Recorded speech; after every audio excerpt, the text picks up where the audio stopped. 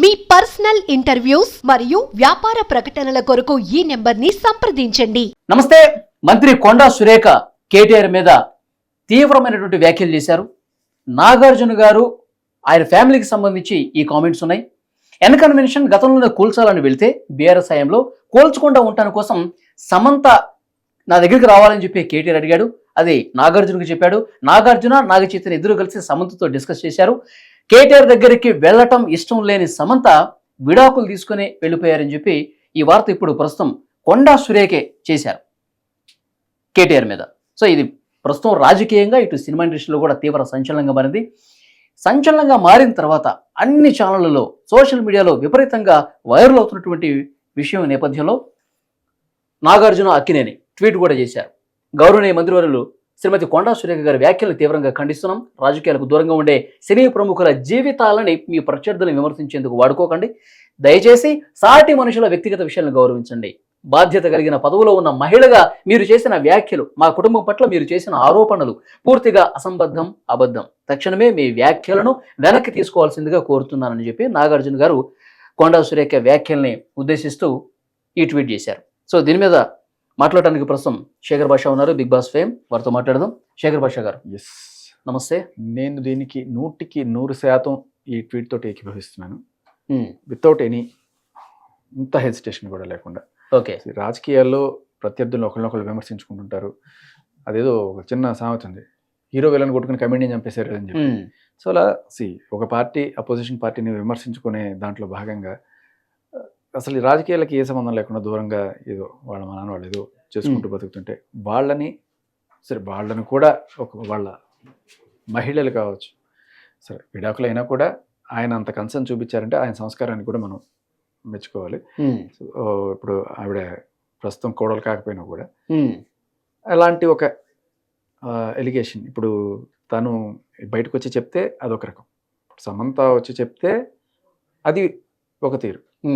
అది మనం నమ్మడానికి ఒక ఆస్కారం ఉంటుంది. ఓకే, బట్ ఎవరో సంబంధం లేని ఒక వ్యక్తి, థర్డ్ పర్సన్ ఇందుకు అయ్యి ఉంటుంది అని చెప్పి ఇప్పుడు అలా చెప్పినప్పుడు, ఇంత దారుణమైన ఎలిగేషన్ చేసినప్పుడు ఏదైనా సాక్ష్యాలు చూపించాలి. ఏ సాక్ష్యాలు లేకుండా ఒక నోటి మాటగా అలా వేయడం, అది కూడా అంటే తీవ్రమైన పరువు నష్టం. అయితే ఎన్ కన్వెన్షన్ కూల్చాలని చెప్పేసి గతంలో కూడా కేసీఆర్ గారు ముఖ్యమంత్రిగా ఉన్న సమయంలో కూడా ఈ ఆరోపణలు వచ్చాయి. కానీ ఎన్ కన్వెన్షన్ కూల్చలేదు, కొన్ని ఇళ్లను మాత్రం కూల్చేశారు. కానీ ఇప్పుడు రేవంత్ రెడ్డి గారు ముఖ్యమంత్రి అయిన తర్వాత నిష్పక్షపాతంగా ఎవరు ఎఫ్టీఎల్ బఫర్ జోన్లో ఉన్న అక్రమ కట్టడాలున్నా కూల్చేస్తున్నారు. ఎన్ కన్వెన్షన్ కూడా కూల్చేశారు. గతంలోనే కూల్చాల్సింది కూల్చలేదు. సో కాబట్టి ఇది ఎక్కడో మ్యాచ్ అవుతుందని చెప్పి కొంతమంది మాట్లాడే వాళ్ళు కూడా ఉన్నారు. అది అంటే ఇటువంటి ఎలిగేషన్స్ చేసేటప్పుడు ఖచ్చితంగా పక్క ఆధారాలతో చేయాలి తప్ప ఊరికే అది కాబట్టి ఇది అయి ఉంటుంది. ఇప్పుడు రాజ్ తరుణ్ విషయంలో కూడా నేను వచ్చినప్పుడు రాజ్ తరుణ్ నీకు ₹1,00,00,000 ఇచ్చాడు, ఎప్పటికి ఏ రకమైన సాక్ష్యాలు చేసింది మీ మీద, ఆయన ₹1,00,00,000 నాకు ఇచ్చేది ఆయన సొంత సినిమాలు తీసుకుంటాడు ఆయన. అలాగే ఏదో బిగ్ బాస్కి వెళ్ళిపోవాలని నేను చేశాను, అడ్వాన్స్ గా ₹1,00,000 మీకు పంపించారంట. నేను అంటాను వాళ్ళు దారిలో వస్తూ ఇద్దరు పొడి చేసి వచ్చాడు. ఇప్పుడు ఏదంటే ఒక సిచ్యువేషన్ ఉంది కాబట్టి ఇది ఎందుకు అయి ఉంటుంది అని చెప్పి అనుకోవడం అనేది ఖచ్చితంగా పూర్తి ఆధారాలు ఉండాలి. అలాంటి అంత అది కూడా నువ్వు నేను చేయడం కాదు, ఒక అంత పెద్ద పదవిలో ఉన్న లేడీ ఆవిడ, అది కూడా ఒక లేడీ ఇంకొక లేడీ మీద ఇలా వ్యాఖ్యలు చేస్తున్నప్పుడు ఖచ్చితంగా ఏదన్నా సాక్ష్యం ఉండే మాట్లాడితే అది ఓకే రేపు డిఫెండ్ చేసుకోవడానికి ఉంటుంది. లేకపోతే ఖచ్చితంగా ఆయన ఫ్యాన్స్ కావచ్చు. ఇక్కడ బాధాకరమైన విషయం ఏంటంటే సమంత కూడా ఒక మహిళ. సో ఆమె మీద ఆరోపణలు ఇప్పుడు కేటీఆర్ని తిట్టాలనో లేకపోతే కేటీఆర్ మీద తీవ్రంగా విమర్శించాలనో దానికి ఇండస్ట్రీకి ముడిపెట్టి మళ్ళీ ఒక మహిళకు ముడిపెడతాం అంటే ఆమె ఎంత అవమానకరం ఆమెకి, సమంతకి. రైట్, అంటే సమంతకే కాదు ఇలాంటి డిసిషన్స్ తీసుకోవాలి అని చెప్పి వాళ్ళు ప్లాన్ చేస్తున్నారు. ఎవరు నాగార్జున గారు లేకపోతే చైతన్య, ఇలా ఎవరైనా ఎందుకు చేస్తారు, ఎంత ఇదైనా కావచ్చు. వాళ్ళకి ఆస్తి తక్కువ, సౌత్ ఇండియాలోనే వన్ ఆఫ్ ద రిచెస్ట్. ఒక ఎన్ కన్వెన్షన్ పోతే ఇంకంత దానికోసం ఇంత దారుణానికి ఓడిగడతారని ఎవరైనా ఎందుకు అనుకుంటారు? ఎవరైనా అనుకుంటారా? ఓకే, అంటే సగటు మనిషి కూడా చేయడు ఇటువంటి. ఎవరైనా చేస్తారా? నువ్వు నేను చేయం కదా ఇట్లాంటి పనులు, ఎవ్వరూ చేయరు. అంత ఆస్తి పెట్టుకొని ఒక్క ఎన్ కన్వెన్షన్ పోతే ఇంకా జీవితం అంతా పోయిందని చెప్పి ఇటువంటి పనులు చేస్తారని అయితే నేను ఖచ్చితంగా అనుకోను. బట్ ఇదేంటంటే కేటీఆర్ మీద గతంలో కూడా కొన్ని విమర్శలు వచ్చినాయి శేఖర్ భాష గారు.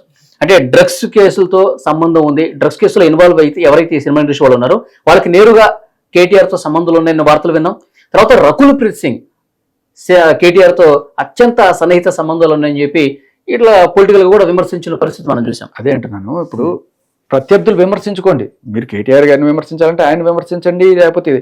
బట్ ఇలా ఫ్యామిలీని లాగి వాళ్ళకి సంబంధించినవి కొంచెం ఇది హిట్టింగ్ బిలో ద బెల్ట్ అంటారు. యుద్ధం చేస్తే ముఖాముఖి చేయి, బిలో ద బెల్ట్ కొట్టడం అనేది కరెక్ట్ కాదు అనేది నాకు అనిపిస్తుంది. ఖచ్చితంగా నేను కూడా దీన్ని ఈ రాజకీయాలు అనేది సరైన దారిలో పోవట్లేదు అంటారా? ఖండిస్తున్నాను, నేను ఖచ్చితంగా ఖండిస్తున్నాను, 100కి 100% ఖండిస్తున్నాను. బట్ అంటే నాకు సమంత గారికి నేను పెద్ద ఫ్యాన్ ఏం కాదు, అలా అని ఇది కూడా నేను సమర్థించాను. నేను నిజానికి సమంత గారి మీద నాకు కూడా ఒకప్పుడు కోపం ఉండే. మీ కోపం ఏంటంటే ఇప్పుడు ఆవిడ ఒక పెద్దింటి కోడలు అయినప్పుడు, ఒక వాళ్ళని అభిమానించే ఫ్యాన్స్ కావచ్చు, లేకపోతే ఒక పెద్దింటి కోడలు అన్నప్పుడు దానికి తగ్గట్టుగా ఉండాలి. సరే, ఆవిడ సినిమాలు ఆవిడ చేసుకుంటాను, అదే చెప్తున్నా. కొన్ని సినిమాలు చేసింది ఆవిడ, కానీ ఫ్యామిలీ మ్యాన్ సినిమాలో కొంచెం బోల్డ్ సీన్స్ చేస్తున్నప్పుడు ఎందుకు ఇంత అవసరమా, ఇది లేకుండా కూడా ఇది చెలేగా కదా. కానీ ఇంత అంటే సినిమా కదా, అల్టిమేట్ గా కెమెరా ముందు యాక్టింగ్ చేయాల్సిందే. ఇప్పుడు అర్జున్ రెడ్డి సినిమా ఉంది, లిప్ లాక్ సీన్స్ కూడా ఉంటాయి, అడల్ట్ సీన్స్ కూడా ఉంటాయి, 18+ ఉంటాయి. అదే అంటున్నాను. ఇప్పుడు అంటే అంటే అదే అంటున్నా, భార్య భర్త ఇద్దరు కూడా ఒక లెవెల్ ఆఫ్ కంఫర్ట్ ఉంటుంది. ఓకే, నువ్వు ఇది చేస్తే నాకు ఓకే, నువ్వు తగ్గిస్తే ఓకే కాదు అని చెప్పి మాట్లాడుకొని ఉండొచ్చు. అండ్ అలాగే వాళ్ళకి ఓకే అయినా కాకపోయినా కూడా, మీకు ఒక చిన్న ఇంకో ఎగ్జాంపుల్ చెప్తాను. పవన్ కళ్యాణ్ గారి విషయంలో కూడా ఆవిడ రేణు దేశాయ్ గారు ఇంకొకసారి పెళ్లి చేసుకుందాం అనుకుంటే కూడా ఫ్యాన్స్ ఒప్పుకోలేని పరిస్థితి. ఆవిడ జీవితం ఆవిడ ఇప్పుడు విడాకులు చేసిన తర్వాత ఆవిడ జీవితం ఆవిడ బతుకుతుంది అన్నా కూడా ఫ్యాన్స్ జీర్ణించుకోలేకపోయారు. ఓకే, సో అది పక్కన పెడితే ఇది కూడా కొంత అటువంటిదే. అంటే ఇంత బోల్డ్ సీన్స్ పెళ్ళైన తర్వాత ఉంటున్నప్పుడు చెయ్యాలా అని అనుకున్న వాళ్ళలో నేను కూడా ఒకటి, లేదు అంత అవసరం లేకుండానేమో అని చెప్పి ఆ విషయంలో నాకు చేయకుండా ఉంటే బాగుండు అనే విషయంలో నా ఒపీనియన్ అది. ఓకే, ఒక పెద్దింటి కోడలుగా ఇప్పుడు ఆయన అంటే ఇది కూడా ప్రచారంలో ఉన్నమాట. సో వాళ్ళ ఫ్యామిలీస్ నిజంగా రిస్ట్రిక్షన్స్ పెట్టాయా, ఫ్యాన్స్ కూడా చేయొద్దు అని చెప్పి 1-2 సందర్భాల్లో వినుంటాం. కానీ ఫ్యామిలీలో నిజంగా అంతిమంగా ఫైనల్ గా ఫ్యామిలీ కదా, భర్త కావచ్చు, మామ కావచ్చు, అత్త కావచ్చు. సో వీళ్ళు చెయ్యొద్దు అని చెప్పి ఏమన్నా కండిషన్ పెట్టారా, దానికి ఒప్పుకోని కారణంగానే తర్వాత జరిగిన పరిణామాల? అసలు అలాంటి ప్రపోజల్ ఆయన పెట్టడం, వీళ్ళు దాని గురించి డిస్కస్ చేయడం అనేది చాలా హాస్యాస్పదంగా ఉంది. ఏ మనిషి కూడా ఇటు అంత ధైర్యం చెయ్యరు. ఫస్ట్ పాయింట్, ఒకవేళ సరే అది కూడా మనం మాట్లాడుకోలేము, మనం వింటుంటాం అప్పుడప్పుడు ఆ హీరోయిన్ ఈ హీరోయిన్ పంపించమని అడిగారు, ఇట్లాంటివి మాట్లాడి వింటుంటాం. అది కూడా నాకు అంత ఇదిగా అనిపించదు. బట్ సరే, మాట్లాడేవాళ్ళు మాట్లాడుతుంటారు. కానీ భార్యను పంపించమని చెప్పి ఎవడు ధైర్యం చేసి అడుగుతాడు చెప్పండి? ఎంత నువ్వు పొలిటీషియన్ కావచ్చు, సీఎం కావచ్చు, పిఎం కావచ్చు, నీ భార్యను పంపించు అని చెప్పి ఎవడన్నా అడుగుతాడా? అడిగితే వీడు ఊరుకొని ఉంటాడా? అది కూడా ఇన్ని 100 కోట్లు ఆస్తి 1000 కోట్ల ఆస్తి పెట్టుకొని ఏం కర్మ మనిషికి? లాజిక్ గా ఇట్ మేక్స్ నో సెన్స్. ఆ ఒక బిల్డింగ్ని ఆ బిల్డింగ్ కాకపోతే ఇంకోటి కట్టుకుంటారు ఆయనకి ఏం తక్కువ. సో దానికోసం చేస్తారని ఖచ్చితంగా అనుకున్నా. ఒకళ్ళనొకళ్ళు విమర్శించుకునే క్రమంలో పార్టీలు విమర్శించుకోండి. ఓకే, ఇలా కుటుంబాలని వాళ్ళ పరువుని దిగజార్చే విధంగా మాట్లాడకూడదు. ఈ ట్వీట్ తో నేను కంప్లీట్ గా ఏకీభవిస్తాను. చూద్దాం, ఇది అనకుండా ఉండాల్సింది సురేఖ గారు. కానీ ఇంకొక ఇప్పుడు మరి మనం దీనికి కామెంట్స్ ఏమన్నా చూడొచ్చాము, జనాలు ఏ రకంగా రియాక్ట్ అవుతున్నారు ఏంటనేది.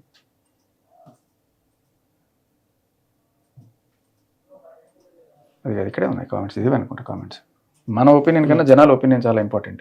ఓకే, సో ఎస్, కేసు వేయండి, కేసు ఫైల్ చేయండి కోర్టులో, కేసు ఫైల్ చేసి కోర్టుకి ఇచ్చండి, కేసు పెట్టండి సార్, వెంటనే క్షమాపణ చెప్పాలి, మీ అభిప్రాయాన్ని అర్థం చేసుకుంటున్నాము, కేసు వేసి చట్టపరమైన చర్యలు తీసుకోండి. సో జనాలందరూ కూడా అదే దీంట్లో ఉన్నారు. ఓకే, చాలా క్లియర్ కట్గా. సో ఇప్పుడు కూడా మనం ఇది కూడా చేయాలి వలి. ప్రస్తుతానికి మనం మాట్లాడమే కాకుండా ప్రజలు ఏమనుకుంటున్నారు వాళ్ళ నాడు కూడా మనం తెలుసుకునే ప్రయత్నంలో ఖచ్చితంగా ఒక్క ట్వీట్ కూడా అందరూ ఈయనకి ఏకీభవిస్తున్నారు. అండ్ నాగార్జున గారికి సపోర్ట్ గా వస్తున్నాయి అన్ని కామెంట్స్ కూడా. ఎస్, సో రాజకీయాలు దిగజారిపోతున్నాయండి. ఫస్ట్ ఆఫ్ ఆల్ కరెక్ట్, రాజకీయాలు అన్నీ కూడా ఎవరినో విమర్శించడానికి పక్కన వాళ్ళని లాగేసి, అది కూడా మహిళల్ని, మళ్ళీ ఇంకో మహిళ, దారుణంగా కనిపిస్తున్నాయి. ఇప్పుడు ఏపీ రాజకీయాలు దిగజారిపోయిన పరిస్థితి మనం చూస్తున్నాం. తెలంగాణ కూడా అట్లాగే తయారవుతుంది రాను రాను. అదేదో సామెత గుర్తొస్తుంది, తినగ తినగ వేమి తీయనుడు కథ కాదు, రాజుగారి గుర్రం రాను రాను గాడిదైంది అని చెప్పాను. సో రాజకీయాలు కూడా ఇలా వెళ్తున్నాయి అనేది అనిపిస్తుంది. బట్ ఖచ్చితంగా ఇది కూడా ఒక మహిళ, సాటి మహిళల గురించి ఇలా మాట్లాడడం అనేది నాకు ఎందుకు జీర్ణించుకోలేని పరిస్థితి. చూద్దాం. నెక్స్ట్ నాగార్జున గారు అయితే రియాక్షన్ ఇచ్చారు, తక్షణమే స్పందించే వ్యాఖ్యలు వెనక్కి తీసుకోవాలని. మరి కొండా సురేఖ గారు, మంత్రి గారు ఎలాంటి రియాక్షన్ ఇస్తారు? ఇవన్నీ కాదు, ఇప్పుడు మీడియా చాలా పెద్దది. ఫస్ట్ క్లారిటీ నాగార్జున గారో లేకపోతే చైతన్య కాదు, డైరెక్ట్గా వెళ్ళి సమంత గారిని అడిగేయండి, ఏం మ్యామ్ ఇది జరిగిందా అని చెప్పి అడిగితే ఇంకా నువ్వు నేను దీనికోసం ఇంత డిస్కషన్ అవసరం లేదు. ఫస్ట్ మీడియా చేయాల్సిన పని ఏదన్నా ఉందంటే డైరెక్ట్గా వెళ్ళి ఆవిడని అడగండి. అప్పుడు క్లియర్ కట్గా ఆవిడ చెప్తే పర్ఫెక్ట్గా ఉంటుంది. అప్పుడు వీళ్ళది తప్పని కూడా ఏమా మీకు ఈ ప్రపోజల్ తీసుకొచ్చి, ఎందుకంటే ఇప్పుడు ఆవిడ భయపడాల్సిన అవసరం కూడా లేదు. ఆవిడ విడాకులు అయిపోయింది, ఆవిడ జీవితం ఆవిడ బతుకుతుంది. అండ్ ఈయన గవర్నమెంట్ కూడా, ఇప్పుడు కేటీఆర్ గారు గవర్నమెంట్ కూడా కాదు కాబట్టి ఆవిడ ఈయనకి భయపడక్కర్లేదు, ఆయనకి భయపడక్కర్లేదు. అంత బోల్డ్ సీన్స్ చేసిన ఆవిడ, ఫ్యామిలీ మ్యాన్ లో అంత బోల్డ్ సీన్స్ చేసిన ఆవిడ అది చెప్పడానికి భయపడుతుందని నేనైతే ఖచ్చితంగా అనుకోను. మీడియా వాళ్ళు వెళ్ళి ఖచ్చితంగా అడిగితే ఆవిడ ఖచ్చితంగా అడిగే ప్రయత్నం డెఫినెట్ గా జరుగుతుంది. నిజంగా నాగార్జున, నాగ చైతన్య ఈ విషయం మీద నీ మీద ఒత్తిడి తీసుకొచ్చారా కేటీఆర్ దగ్గరికి వెళ్ళమని అని అడిగినప్పుడు ఆమె నుంచి ఎలాంటి స్పందన వస్తుందో మనం చూద్దాం. నిజంగా ఈ వ్యాఖ్యలు ఇంకా కట్టుబడి ఉంటే గనక ఆధారాలతో సహా ప్రూవ్ చేయాల్సిన అవసరం ఖచ్చితంగా ఉంది. ఐ డోంట్ నో మరి ఊరుకుంటారా లేకపోతే డిఫేమేషన్ సూట్ ఏమైనా వేస్తారో చూడాలి. చూద్దాం నెక్స్ట్ ఏం జరగబోతుందో. థ్యాంక్ యూ వెరీ మచ్ భాషా గారు.